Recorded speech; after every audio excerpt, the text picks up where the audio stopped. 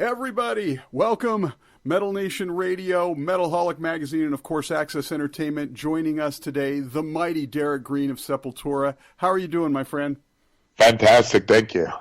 I am so glad to get a chance to talk with you. Congratulations on Sepultura's 14th studio album, Machine Messiah. It is a phenomenal record, one of the highlights we're going to have in 2017, no doubt.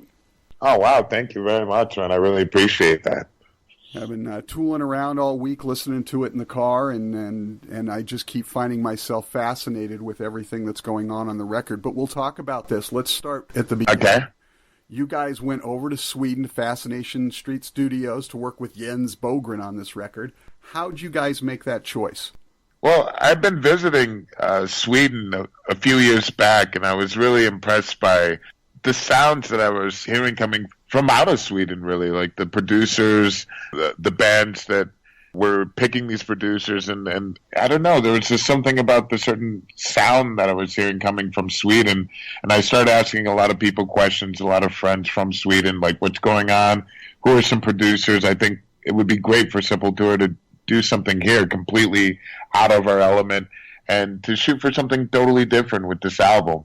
And so we had there was a Brazilian band that had worked with Jens before, and Jens had worked with many different artists all over, but this was definitely the connection that got us closer to Jens.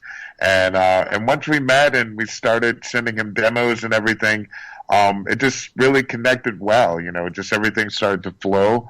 Jens is a great producer because he's very meticulous, but you know, the stuff that he worked on really had an inspiration on us as far as pushing for something different for us. You guys actually going over there, sort of isolating yourself away from everything else, living, eating, breathing this every day across the pond, working with Jens, who, as you said, very meticulous, but he's a master. What did that do for the sound of the record? Because you guys obviously had an idea for what you were planning to take to him, but once you got there, how did that impact it? We had written everything in Sao Paulo before, but we were sending him demos as we were writing it.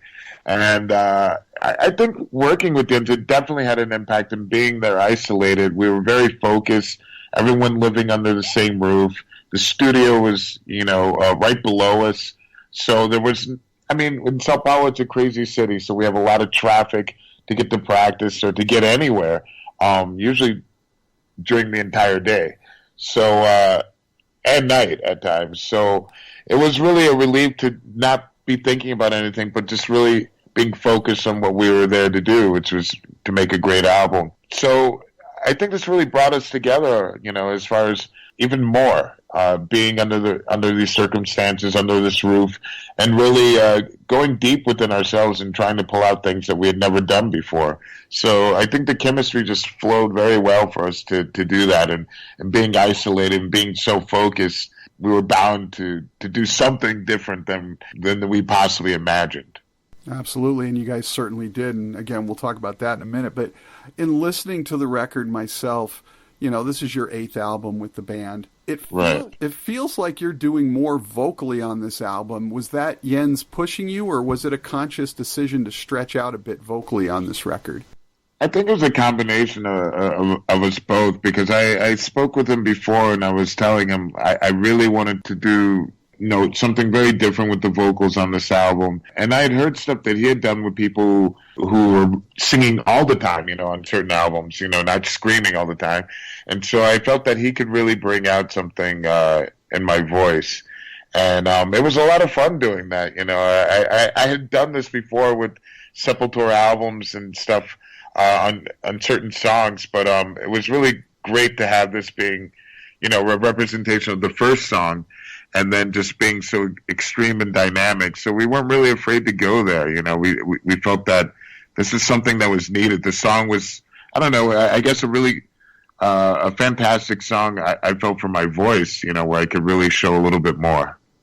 Now, the album has this incredible cover art, and the title, Machine Messiah, makes it sound like it's a concept record. Is this a concept record, or is this just sort of a thread of a theme running through it? I think that's pretty much it. Machine Messiah was an idea. It's not about the entire album. It's not based on that. But I mean, it definitely is a theme throughout the album. It was something that Andreas came up with, and just looking around today and looking at certain people, how they're so absorbed in electronics and in technology and their phone, and it's almost like a new messiah has come, and everyone's worshiping it, and it's been here, and it's controlling our lives, and we get, we feel safe with it or security with it, and when we don't have it, we're like losing our mind. So this is something that we were definitely noticing throughout, during the writing process and traveling the world. And at the same time, there were a lot of different things going on in politics.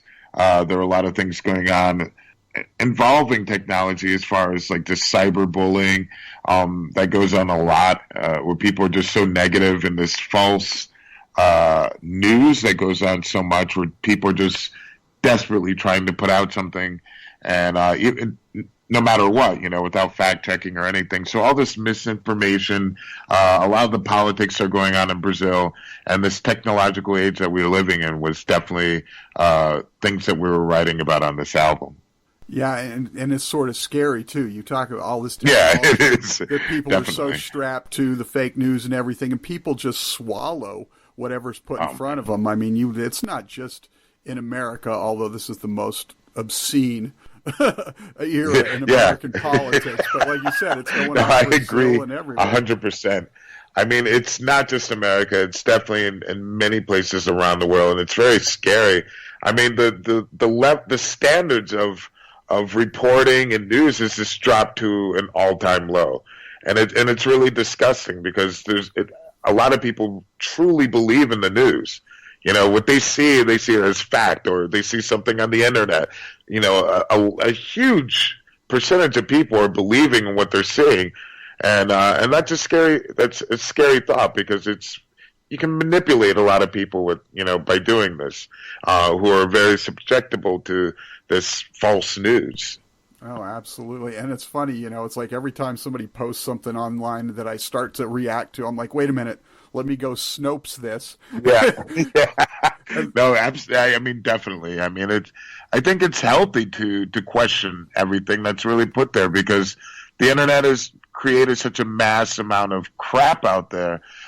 You have to shift through it in order to find the good things that are there, that are underneath all this crap that people are posting and throwing in there.